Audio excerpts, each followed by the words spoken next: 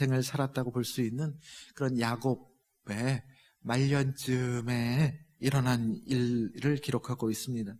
야곱은 여러분들 아시다시피 어떤 사람이었습니까? 욕심이 참 많은 사람이었습니다.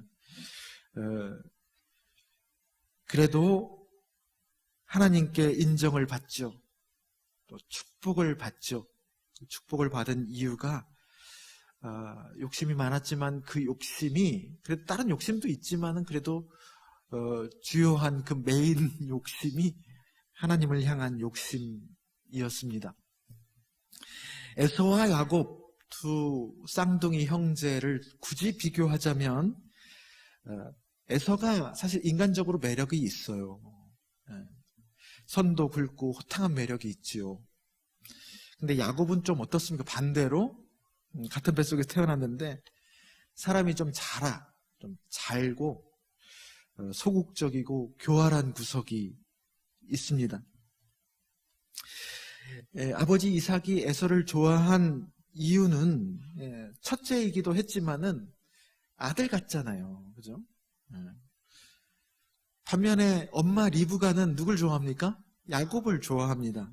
야곱을 좋아했던 이유가 좀 약해. 엄마들은 보통 이제 더 아픈 손가락 귀하게 여기고, 뭐 아빠도 그렇지만은 하여튼 엄마가 그렇지 않습니까?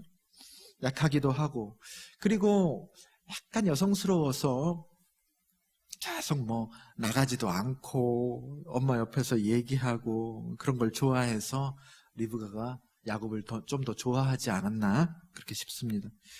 에서는 가만 보면 9가지 장점, 10가지 장점, 그 특징이 있다면 9가지 장점이 있고 1가지 단점 정도 있는 사람이라고 볼 수 있고, 야곱은 9가지 단점입니다. 그리고 1가지 장점 정도 있는 사람이었다고 표현할 수도 있습니다. 그러나 그 한 가지 차이점, 그 한 가지가 하나님 보시기에 치명적이었던 것이죠.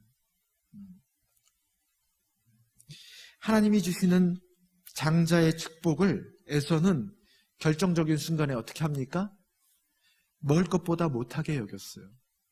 그리고 야곱은 눈에 보이지 않는 그것을 어떻게 여겼습니까? 목숨처럼 소중하게 여긴 것. 그게 에서와 야곱의 결정적인 차이였습니다. 한 가지였어요. 그 한 가지. 그게 성경에서 야곱을 믿음의 조상으로 세운 이유입니다. 야곱은 그렇게 하나님과의 관계를 소중하게 여겼지만 그 이후에 훈련과 연단, 즉 성화의 과정을 혹독하게 겪은 사람입니다. 그래서 참 부족한 것 투성이지만 한 민족을 대표하는 이스라엘이라는 이름으로까지 이렇게 하나님께서 세워주시는 것을 보면 참 부족해도 하나님이 귀하게 쓸 수 있구나라는 것을 우리에게 던져주는, 희망을 주는, 희망을 선물로 해주는 인물 가운데서는 최고의 인물 아닌가. 그래서 우리가 야곱에게, 다른 신앙의 그 선배들보다 야곱에게 훨씬 더 이렇게 공감이 가는 이유가 그러한 것 같습니다. 그 야곱이 어쨌든 좀 이렇게 교활한 면이 있어서 에서가, 우직한 에서, 좀 순진하고 선이 굵은 에서가 사기를 당하죠. 영적 사기라고 볼 수 있습니다. 영적 사기를 당해서 이제 나중에 알고서 네가 어떻게 나한테 그럴 수 있냐 그러면서 이제 죽이려고 하는 에서를 피해서, 힘은 없어 야곱. 그래서 무작정 그 혹독한 광야를 통과해서 삼촌 라반의 집에 들어가게 되고, 거기에서 아내 둘과 아들 12를 얻고, 또 특유의 수완을 발휘하잖아요. 그래가지고 재산을 축적해서 결국 다시 돌아옵니다. 야복강을 건너기 전에 형 에서를 다시 만나는 것이 그렇게 두려워가지고 아내와 자식을 앞세워서 보내는 것을 보면 아직 사람이 덜 됐다 싶지만, 그래도 하나님이 그 야곱을 야복강에서 가둬놓고 환도뼈를 쳐가면서까지 그 상황을 직면할 그릇으로 사람을 만들어 놓습니다. 마침내 에서와의 극적인 화해를 이루고 이제는 뭐 다 이룬 거죠. 다 이룬 거. 야곱 입장에서 보면 가장 마음속에 있었던 게 에서 형이었는데 에서 형이 다 이룬 거예요. 이제 나이도 이제 많이 들었고 이제 재산도 이만하면 좀 풍족하고 큰 적도 없어요. 이제는 뭐 하면 됩니까? 이제 손주들 재롱 보면서 평안하게 살 때이죠. 33장 18절을 보면 에서와 이제 화해를 하고 이제는 평안하게 세겜 땅에서 100크시타, 그 세겔보다 크시타라는 단위가 훨씬 큰 거거든요. 그 100크시타라는 큰 돈을 주고 그 세겜 땅 한 곳을 사서 정착을 합니다. 그곳은 그냥 가다가 거쳐가는 그런 여정이라고 볼 수도 있는데 여러 가지 정황상 이렇게 보면 이제 무탈하고 평안하니까 그냥 그 세겜 땅에 눌러앉을 심산이라고 보여집니다. 사실 거기가 종착지가 아니거든요. 세겜 땅이. 에서에게서 도망 나왔을 때 아무것도 없었던, 거기서 죽었어도 할 말이 없습니다. 사실 광야에서.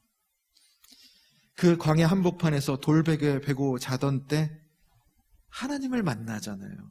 그죠? 야곱이. 그래서 그곳 이름을 뭐라고 칩니까? 베델이라고 칩니다.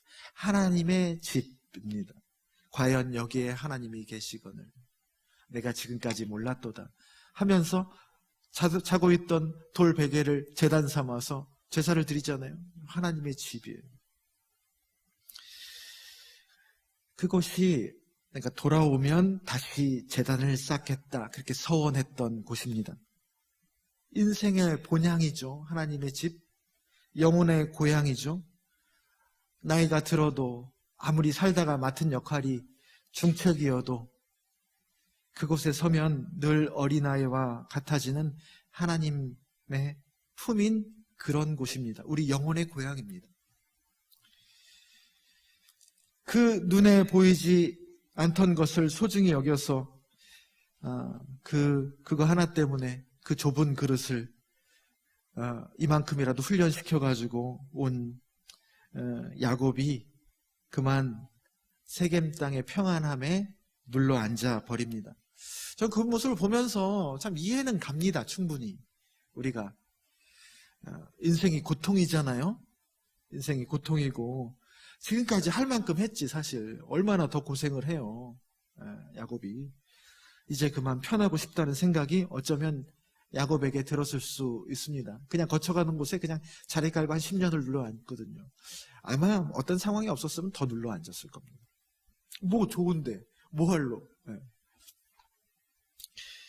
근데 사실 이제 고생 끝 행복 시작인 그 상황은 사실 여러분들도 인생을 쭉 살아오셔서 알겠지만 사실 인생의 기반이라는 것이 사실 그리 탄탄하지 않습니다. 우리가 탄탄하니 됐다 라고 할 때도 탄탄하지 않습니다. 약한 유리구슬과 같습니다.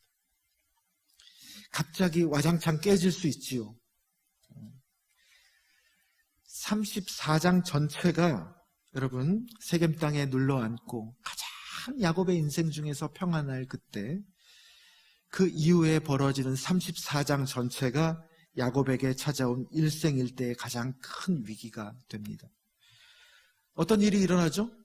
딸 디나가 억울하게 강간을 당합니다. 그 세겜 부족장 아들에게. 그 야곱의 아들들이 자기 누이가 그렇게 됐다는 사실을 알고 그것에 복수하겠다고 집단 살인을 저지릅니다. 뒷감당을 어떻게 할 건데 그거를. 그럼에도 불구하고 일단은 이게 분노를 해가지고 다 죽여버려요. 그 때문에 어떻게 됩니까? 그 뒷감당이 찾아오죠. 야곱 집안도 갑자기 집안 전체가 몰살을 당할 처지가 되어버린 겁니다. 일생일대에 이만한 위기가 없어요. 가장 평안할 때. 그리고 난 다음에 오늘 우리가 읽은 본문이 나오는 겁니다. 하나님이 야곱에게 그 상황에서 나타나셔서 말씀하십니다. 일어나 베델로 올라가서 거기 거주하고 거기서 하나님께 제단을 쌓으라. 하나님과 우리와 맺은 제일 소중한 약속이 있거든요. 하나님과의 관계의 언약. 그것은 우리보다 하나님이 더욱더 소중하게 여기십니다. 우리가 잊어버렸더라도 하나님은 잊지 않으세요. 포기를 안 하신다는 얘기입니다. 야복강에서 하나님이 포기를 안 하잖아요. 야곱이 붙들었습니까? 아니, 하나님이 끝까지.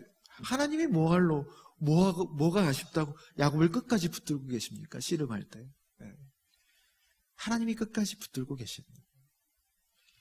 그래서 결국은 환도뼈를 쳐가면서까지 야곱을 승복시킨 겁니다. 사람을 만든 거예요. 그렇게 하나님이 포기를 안 하시듯이 인생의 말년에서도 야곱이 이만하면 뭐 된 거지. 그렇게 생각해도 하나님 입장에서는 아직 고향에 안 온 거예요. 하나님의 집 베델에 안 왔는데 너 인생이 끝났다고? 천만의 말씀입니다. 야곱의 전체 생애 중에 영적인 모멘텀이 3번 있다고 보아집니다. 첫 번째가 뭐죠? 젊었을 때 하나님 만나잖아요. 그 베델, 광야에서 하나님 만난 그 베델, 거기서 야곱이 새로 태어납니다. 새로운 차원을 보는 것이죠. 그리고 또 일상을 살아갑니다. 그러다가 라반 삼촌 집에서 떠나와서 에서 형 대면했을 때 야복강 나루터에서 환도뼈가 위골되고 자기의 힘으로 이제 못 사는 겁니다. 그래서 이스라엘이라는 이름을 역설적이게도 받았던 그 브니엘이라는 곳, 그것이 두 번째 모멘텀입니다. 그리고 세 번째 모멘텀이 뭐냐? 오늘 본문의 사건입니다. 저는 그 세 번째, 세 개의 모멘텀 중에서 오늘 본문의 사건이 가장 야곱을 성경에서 믿음의 조상이라 말하는 그 야곱으로 올려놓았던 결정적인 사건이라고 봅니다. 이 사건 이후에 야복강 나루터에서 받았던 이름 이스라엘을 쓰라고 정식으로 하나님께서 말씀하십니다. 넌 이제부터 진짜로 이스라엘이래 라고 말씀하십니다. 이제 이렇게 살다가 죽어야지 라고 자리 깔고 한 10여 년 영적인 둔감함에 빠졌던 그가 다시 영적인 각성이 일어나서 어떻게 합니까? 오늘 본문을 보면 바로 순종해 버립니다. 마음속에 있었던 거예요. 세겜 땅에 있었어도 여러분 겉보기에 내가 등 따시고 배부르고 평안하다고 생각했지 마음속에 늘 하나님과의 약속이 있었던 거예요. 이런 상황 속에서 일깨워진 거죠. 그때 하나님이 나타나서 베델로 올라가라. 베델로 가라. 너 나랑 만나자. 거기서 만나자. 라고 했을 때 그게 일깨워져서 바로 순종을 해버립니다. 하나님 앞에서의 정결함을 다시 유지하여서 하나님과 관계의 순도를 위해서 다시 에너지를 집중하거든요. 그때가 여러분 어땠습니까? 상황적으로는 온 집안이 몰살당할 그런 일생일대의 위기였잖아요. 그게 아직 해결되지 않았습니다. 그런데 야곱이 그거 신경 안 쓰고 영적인 상태를 딱 바로잡으니까 그거는 일생일대의 그 사건은 아무것도 아닌 게 되어버립니다. 5절 한 절의 정리를 해버려요. 하나님이 그 세겜 땅 전체를 신적 두려움으로 휩싸서 더 이상 야곱 집안을 추격하지 못하도록 합니다. 그전에는 그게 온통 그것만 걱정하고 그게 제일 중요한 일이었겠는데 정말 중요한 하나님과 나와의 관계에 집중하니까 그게 산상수훈에서는 예수님이 뭐라고 말씀하신 거예요? 먼저 그의 나라와 그의 의를 구하니까 내가 그동안 그렇게 두려워하면서 걱정했던 그 상황은 바로 주변의 상황이 되어버립니다. 그 중심 상황이었는데 주변의 상황이 되어버려요. 하나님보다 세겜 땅의 풍요와 평화가 더 중요했을 때는 34장 전체가 그 사건입니다. 우리의 온 존재, 머리를 채우고 있는 34장 전체가 그걸로 꽉 차 있을 때와 똑같습니다. 다 인간적인 것들이에요. 34장을 읽어보면.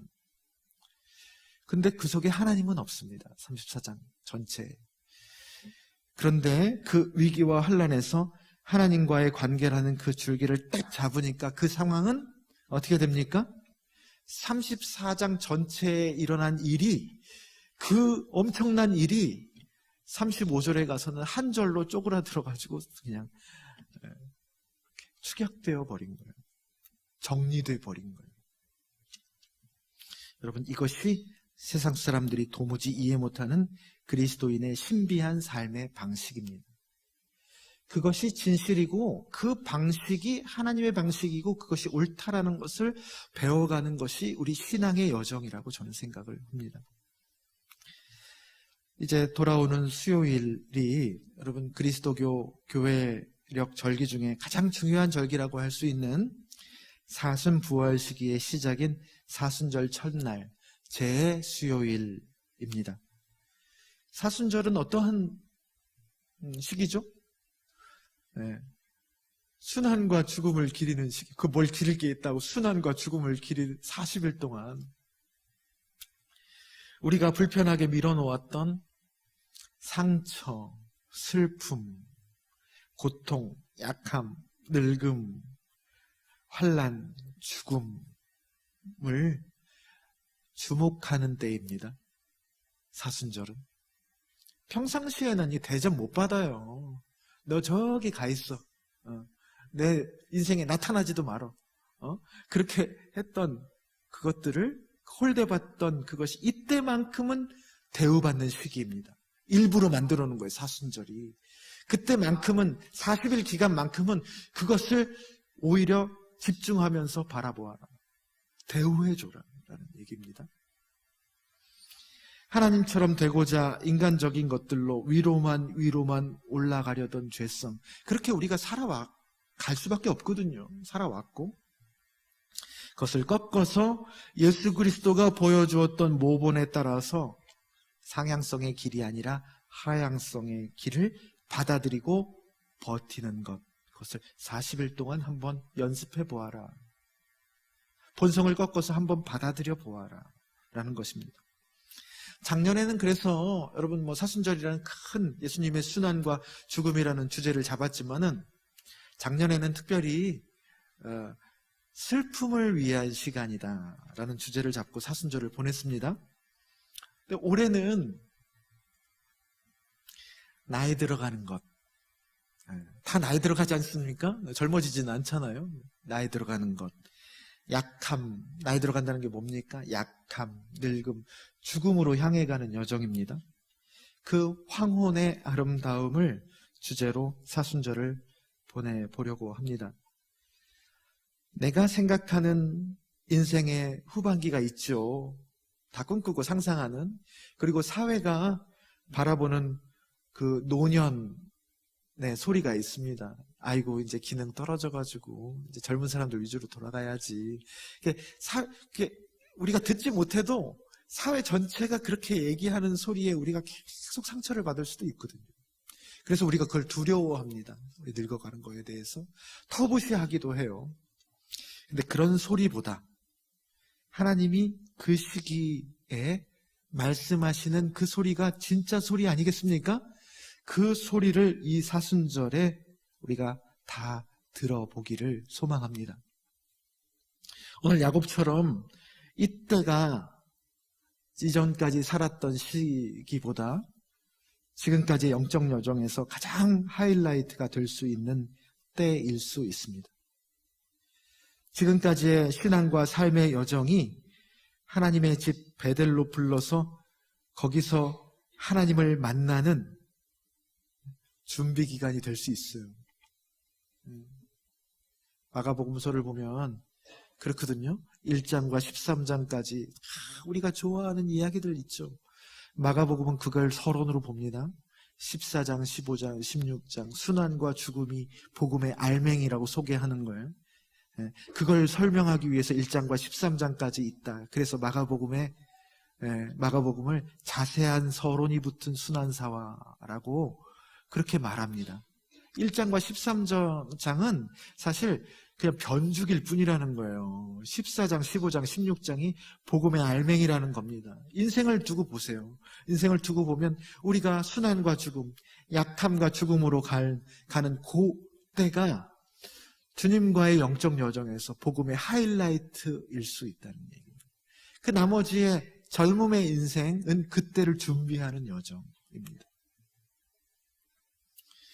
그래서 이번 주 어느 뉴스를 보니까 그 지하철 그 어르신들 무료 승차 때문에 정책들이 이제 좀 바뀐다고 그래가지고 뉴스를 봤는데 여러 가지 그에 대해서 나온 얘기 중에 어르신들 막 나와서 막 항의하시는데 서울에서 지하철 타고 이제 아산 가가지고 이제 그 무료로 지하철 타고 아침에 출발해가지고 아산 와서 온천하고 천안에서 병천순대에 소주 한잔하고 서울로 돌아가는 것이 그게 우리 낙인데 또 춘천까지도 있나 보죠?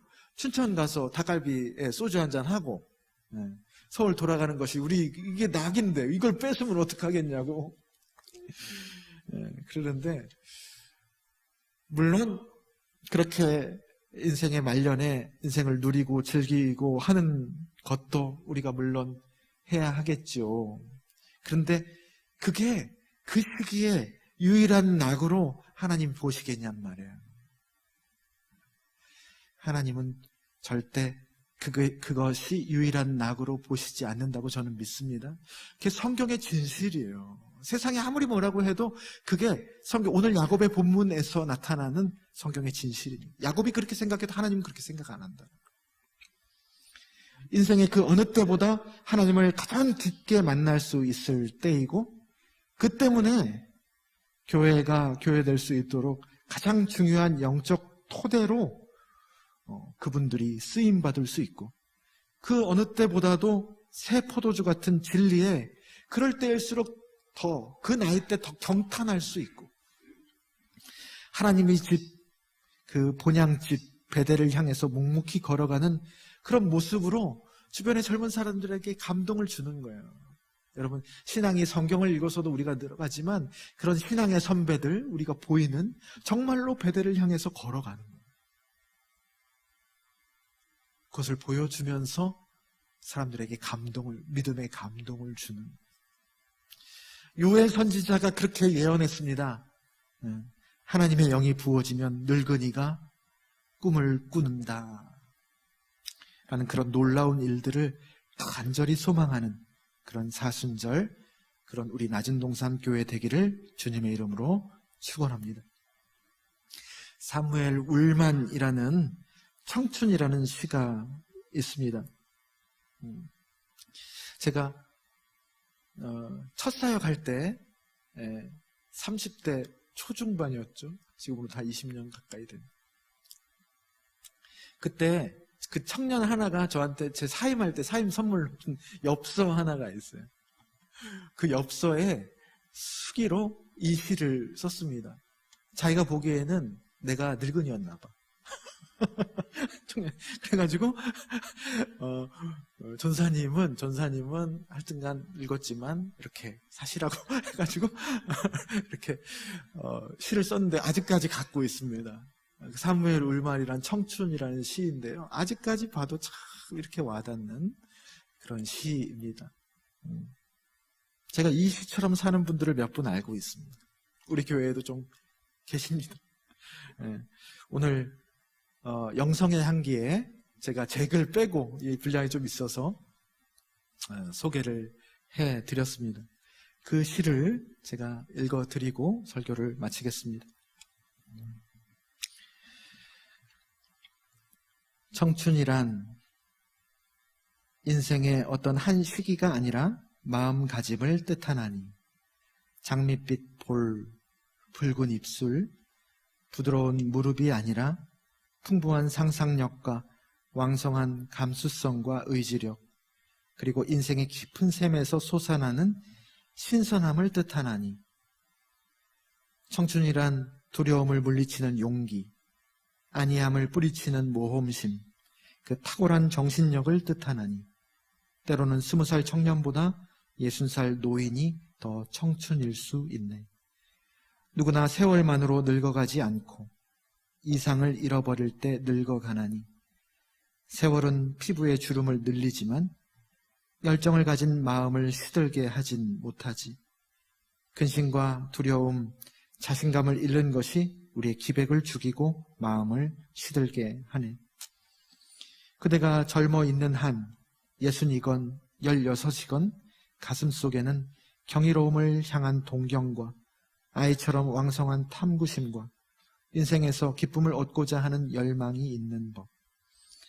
그대와 나의 가슴 속에는 이심전심의 안테나가 있어 사람들과 신으로부터 아름다움과 희망, 기쁨, 용기, 힘의 영감을 받는 한 언제까지나 청춘일 수 있네.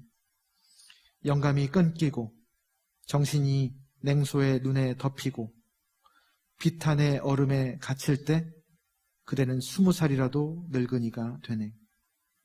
그러나 머리를 높이 들고 희망의 물결을 붙잡는 한 그대는 80살이어도 늘 푸른 청춘이네.